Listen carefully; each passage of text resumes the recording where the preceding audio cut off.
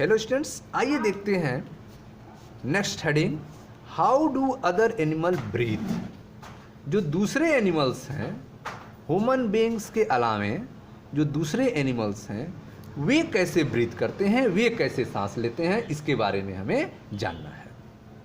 Different animal have different way in which the exchange of oxygen and carbon dioxide occur in their bodies। अलग अलग animals में अलग अलग तरीके हैं ऑक्सीजन और कार्बन डाइऑक्साइड का उनके बॉडी के थ्रू एक्सचेंज का। अलग अलग एनिमल में बॉडी के थ्रू ऑक्सीजन और कार्बन डाइऑक्साइड के एक्सचेंज का अलग अलग तरीका है। Different animal have different ways, अलग अलग एनिमल्स में अलग अलग तरीके हैं in which the exchange of oxygen and carbon dioxide occur in their body, उनके बॉडी में ऑक्सीजन और कार्बन डाइऑक्साइड के एक्सचेंज करने का। A single cell organism like amoeba and paramecium, एक सेल से बने हुए जीव, एक सेल से बने हुए जीव जैसे कि अमीबा और paramecium exchange oxygen and carbon dioxide directly with their environment through the cell membranes। Oxygen और कार्बन डाइऑक्साइड का एक्सचेंज जो है वह इन्वायरमेंट में डायरेक्ट अपने सेल मेम्ब्रेन के थ्रू करते हैं। ठीक है, एक सेल से बने हुए सिंगल सेल ऑर्गेनिज्म जैसे कि अमीबा और पैरामीशियम ऑक्सीजन और कार्बन डाइऑक्साइड का डायरेक्टली एक्सचेंज करते हैं इन्वायरमेंट में अपने सेल मेम्ब्रेन के through. This process is called diffusion. इस प्रोसेस को डिफ्यूजन कहा जाता है। ठीक है, this process is called diffusion. In earthworm and leech, केचुए और जोंक में क्या होता है? In earthworm and leech the skin is moist. Earthworm और लीच में, केचुए और जोंक में जो उनका स्किन होता है वो हमेशा मॉइस्ट रहता है, नम रहता है, भीगा रहता है। Which help in the exchange of gases, जो उन्हें गैसों के एक्सचेंज में हेल्प करते हैं। They have a system of blood capillary just beneath the skin, क्योंकि एक ब्लड कैपिलरी का सिस्टम होता है वो उसके जस्ट स्किन के नीचे होता है। अर्थवर्म और लीच में ब्लड कैपिलरीज का सिस्टम जो है उनके ठीक स्किन के नीचे होता है, जिससे यह अपने मॉइस्ट स्किन से एक्सचेंज ऑफ गैसों को कर सकते हैं। रेस्पिरेशन इन फ्रॉग, फ्रॉग में रेस्पिरेशन कैसे होता है? Frog lives both on land as well and in water. मेढक जो है, फ्रॉग्स जो है, वह जमीन पर और वाटर दोनों पे रहता है। जमीन के साथ साथ यह पानी दोनों जगहों पे रहता है। They take in some oxygen through the moist skin while they are in water. जब ये वाटर में रहते हैं तो अपने मॉइस्ट स्किन से ऑक्सीजन को लेते हैं। दे आल्सो हैव लंग्स, इनके पास लंग्स भी होता है। Frog breathe in air from the atmosphere even when they are in water. Frog जो है वह एयर में बाहर जब रहते हैं, लैंड्स पे रहते हैं, तो ये अपने लंग्स के थ्रू सांस लेते हैं। ठीक है, तो स्टार फैक्ट्स में देखें, frogs breathe through gills when they are tadpoles. Frog जो है गिल्स के थ्रू भी ब्रीथ करते हैं जब यह टैडपोल के रूप में रहते हैं, छोटे छोटे मछली जैसे रूप में रहते हैं।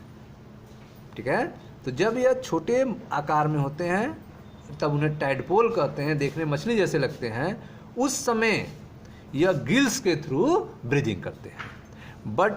But they grow and develop lung, लेकिन इनमें लंग्स जो है डेवलप करता है बाद में।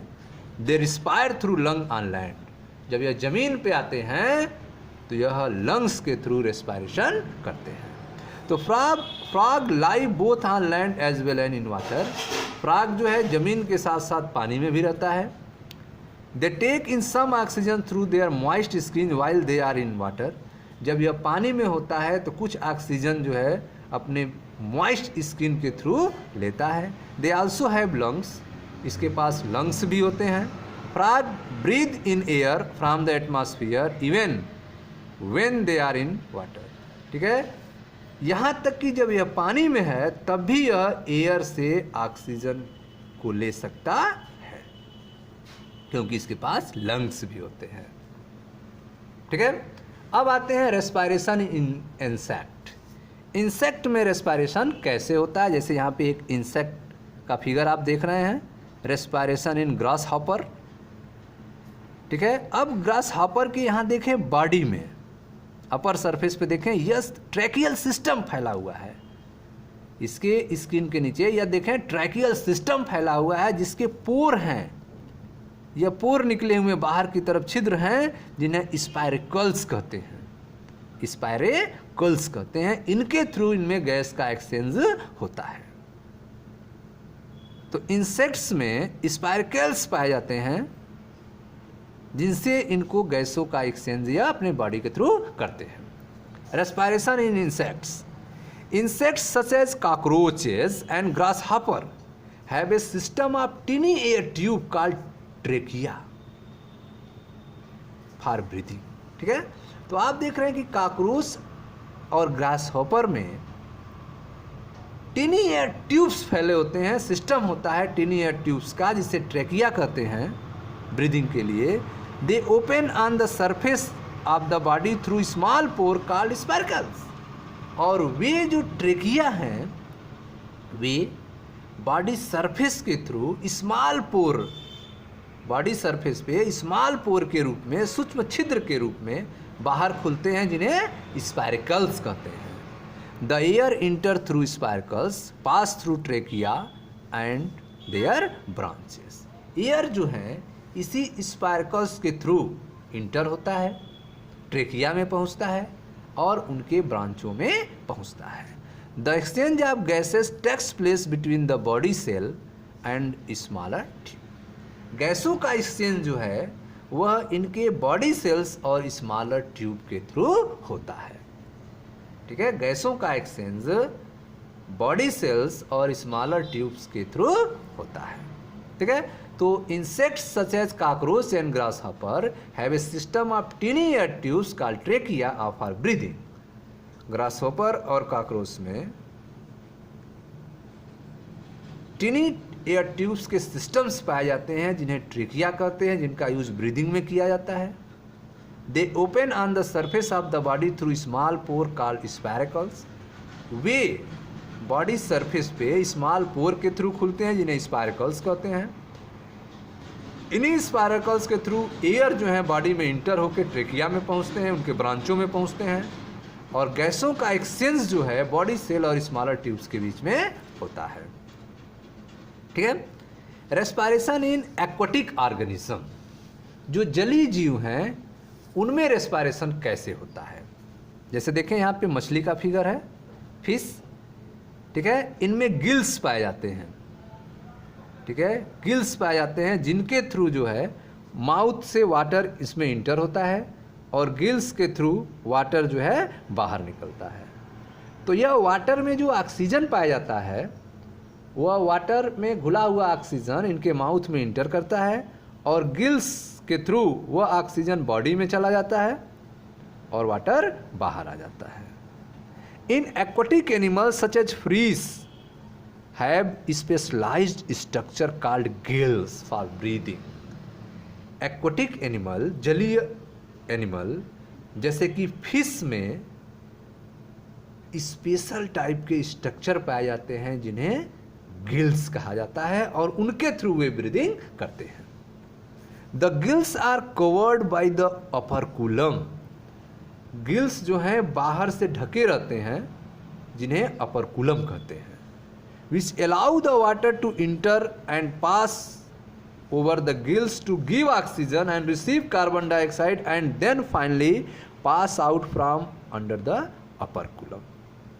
जो allow करते हैं, ठीक है, वाटर जो है बॉडी में इंटर हो, गिल्स के संपर्क में आए, वहाँ से वाटर में उपस्थित ऑक्सीजन बॉडी में जाए और बॉडी से कार्बन डाइऑक्साइड वाटर में आए और फाइनली अपर कुलम के थ्रू बाहर निकल जाए। इन aquatic animal such as fish have specialized structure called gills for breathing. The gills are covered by the upper column which allow the water to enter and pass over the gills to give oxygen and receive carbon dioxide and then finally pass out from under the upper column. ठीक है, तो इस तरह से आपने देखा कि जो जलीय जीव हैं, जैसे कि यहाँ पे मछली है, उसमें स्पेशल टाइप के स्ट्रक्चर गिल्स पाए जाते हैं जिसके थ्रू वो ब्रीदिंग करती है। गिल्स जो है वो अपर कुलम से कवर होता है। वाटर माउथ के थ्रू जब इंटर होता है और वह वाटर जब गिल्स के संपर्क में आता है तो वाटर में उपस्थित ऑक्सीजन जो है गिल्स के थ्रू बॉडी में इंटर कर जाते हैं और कार्बन डाइऑक्साइड बाहर आते हैं जो फाइनली अपर कुलम के थ्रू बाहर निकल जाते हैं। रेस्पिरेशन इन बर्ड्स, बर्ड्स में रेस्पिरेशन कैसे होता है? Birds have lungs with air sacs. ठीक है, बर्ड्स में लंग्स पाए जाते हैं। ठीक है, बर्ड्स में क्या पाए जाते हैं? लंग्स पाए जाते हैं। ठीक है, रियर एयर सैक्स और एयर सैक्स पाए जाते हैं। देखें यहाँ पे rear air सैक्स, forward air sacs. ठीक है, यह फॉरवर्ड एयर सैक्स है और यह रियर एयर सैक्स है। Lungs, birds have lungs with air sac. Bird में लंग पाए जाते हैं, साथ साथ उसमें एयर सैक भी पाए जाते हैं। The air sac make the body of bird light in weight. ये जो एयर सैक हैं यह बर्ड के बॉडी को हल्के बनाते हैं। दिस इज एन एडाप्टेशन, यह एक अनुकूलन है। That help the bird to fly, जो हेल्प करता है बर्ड को उड़ने में। ठीक है, तो यह जो एयर सैक हैं ये बॉडी को हल्के बनाते हैं, वजन कम करते हैं और यह एक एडाप्टेशन है, अनुकूलन है जिसकी मदद से बर्ड जो है आसानी से उड़ सकते हैं। Bird have lungs with air sac.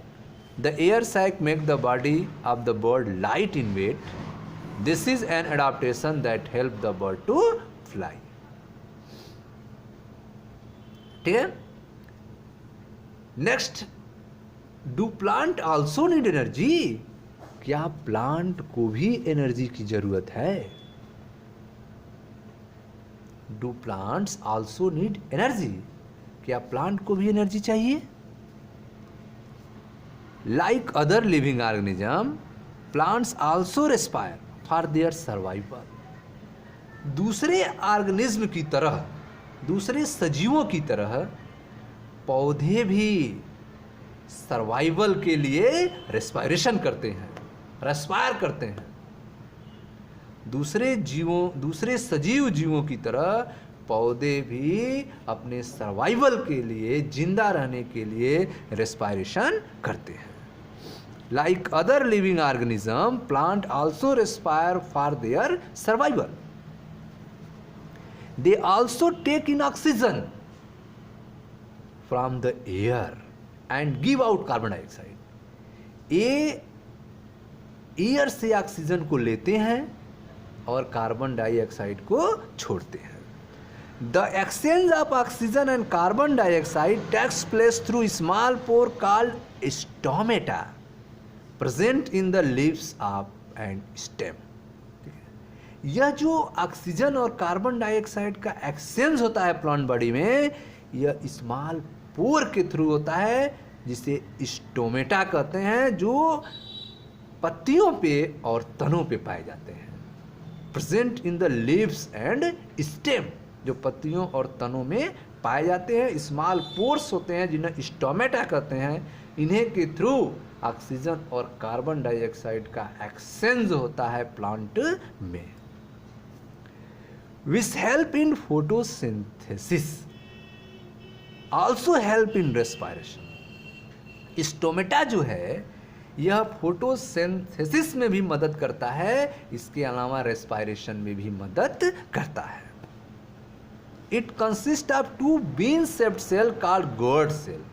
ठीक है, इसमें 2 बीन शेप्ड सेल होते हैं, ठीक है, जो बीन की तरह सेम के आकार के तरह सेल्स होते हैं जिन्हें गॉड सेल कहा जाता है, जो पोर के दोनों तरफ पाए जाते हैं। They allow the opening and closing of the stomatal pore, ठीक है, यही जो गॉड सेल है वह अलाउ करते हैं स्टोमेटल पोर को खुलने में और बंद होने में, ठीक है। इन्हीं स्टोमेटल पोर के थ्रू सिग्नल मिलता है, अलाउ मिलता है, यह पोर खुलते हैं और बंद होते हैं, ठीक है।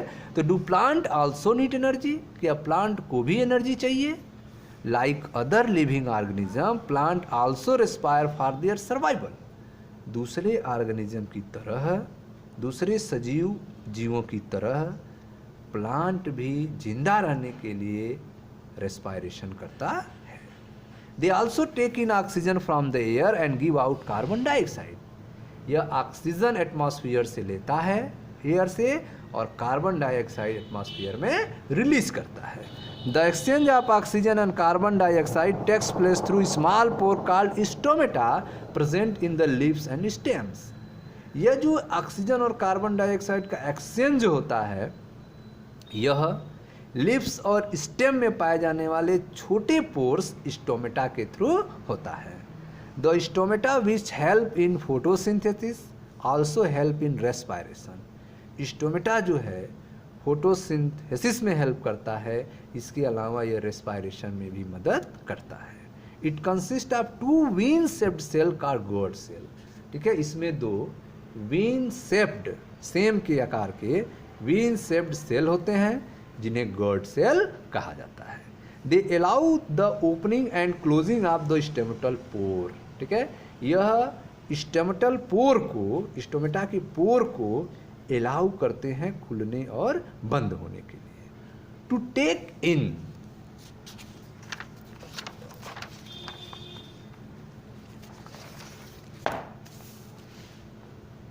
टू टेक इन ऑक्सीजन, ठीक है, और उसी के रास्ते जो है ऑक्सीजन इंटर करता है। Root of plant also need oxygen to respire, plants के रूट को भी रेस्पायरेशन के लिए ऑक्सीजन चाहिए। Roots of plant also need oxygen to respire, पौधे की जो जड़ें होती हैं, रूट्स होती हैं, उनको भी रेस्पायर के लिए ऑक्सीजन चाहिए। They take in air present in the soil, ठीक है, यह सॉइल में उपस्थित एयर से उसको लेती है। The take in air present in the soil. When land remain waterlogged, the root are not able to obtain air from the atmosphere.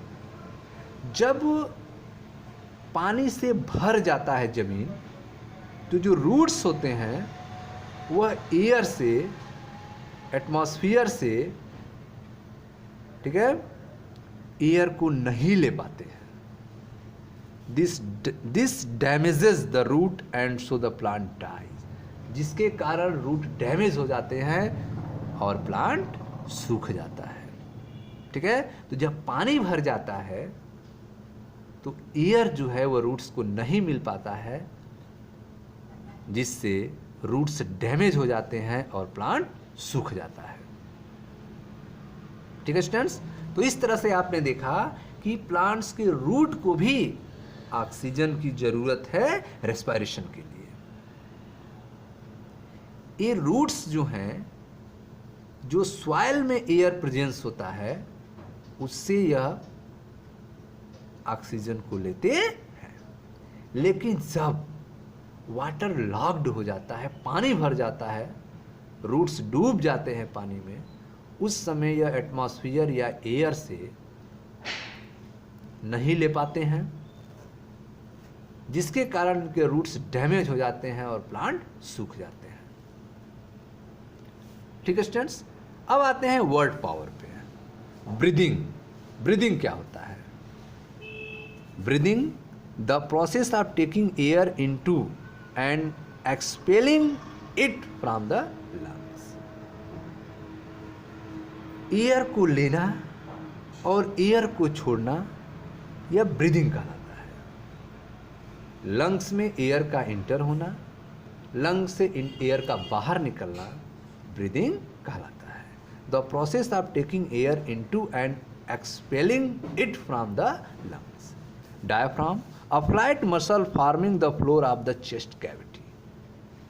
Chest cavity के फ्लोर को जो बनाता है मसल्स, जो कि फ्लैट मसल्स होता है, उसे डायफ्राम कहते हैं।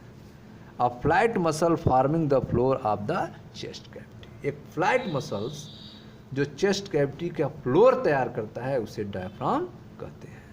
A flat muscle forming the floor of chest cavity. Alveoli, टिनी air sacs at the ends of bronchioles. Bronchioles के इंड्स पे टिनी एयर सैक पाए जाते हैं जिन्हें एल्वियोलाई कहते हैं। Glottis, opening that girds the trachea.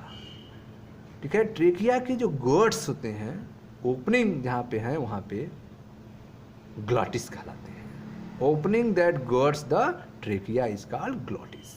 Inhalation, the process of taking in air. Air को लेना इनहेलेशन कहलाता है। Exhalation, the process of giving out air. ठीक है, एयर का बाहर निकालना क्या कहलाता है?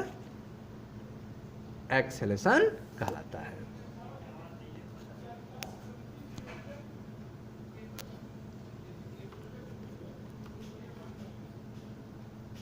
ठीक है स्टूडेंट्स, आगे देखते हैं।